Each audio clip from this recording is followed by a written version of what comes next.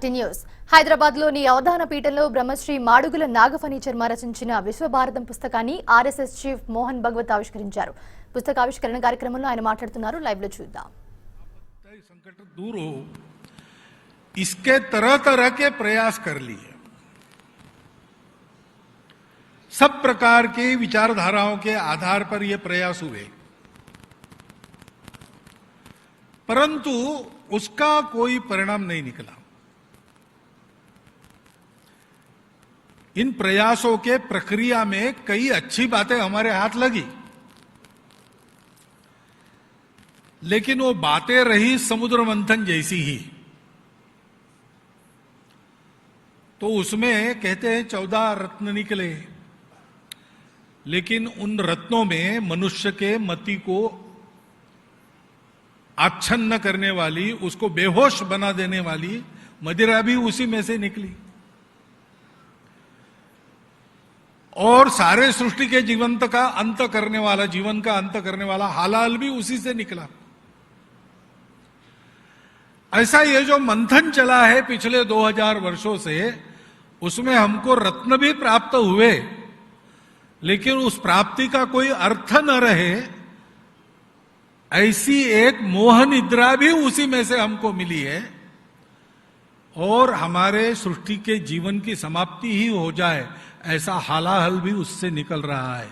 इसको पीने की योग्यता, उसको अपने कंठ में धारण कर सारे विश्व को विनाश से बचाने की क्षमता रखने वाला शिव कहां है? वो भारत में है और कहीं नहीं है. क्योंकि भारत अपने लिए कभी कुछ नहीं चाहता है. उन 2000 वर्षों में हमारे पतन का काल रहा. उसमें से लगभग 1000 वर्ष हम परकीय आक्रामकों से जूझते रहे और अंदर से कई प्रकार की रूढ़ियों के शिकार हो गए, कट गए, बट गए. चरित्रवान थे, उतने नहीं रहे. ऐसी हमारी आज की स्थिति है.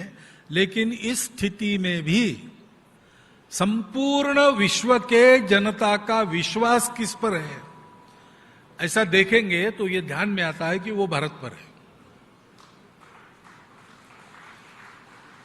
एक मंत्रिमंडल के मंत्री विदेश में गए. एक समिट था, इकोनॉमिक समिट. सारे देश इकट्ठा आते हैं, वहां कई प्रकार के व्यापारिक सौदे होते हैं, संधियां होती है, और उसका लाभ लेने के लिए सभी देश वहां पहुंचते हैं. तो उसमें भारत का प्रतिनिधित्व करने के लिए ये भी गए थे. उन्होंने वापस आने के बाद मुझे वहां का अनुभव बताया. उन्होंने कहा, काम की बातें जिस दिन होनी थी उसके एक दिन पहले रात को मध्य पूर्व के सारे देशों के शिष्टमंडलों के प्रमुख मुझे मिलने आए और उन्होंने हमको कहा कि देखिए, हमारा भारत पर विश्वास है, बाकी लोगों पर है नहीं.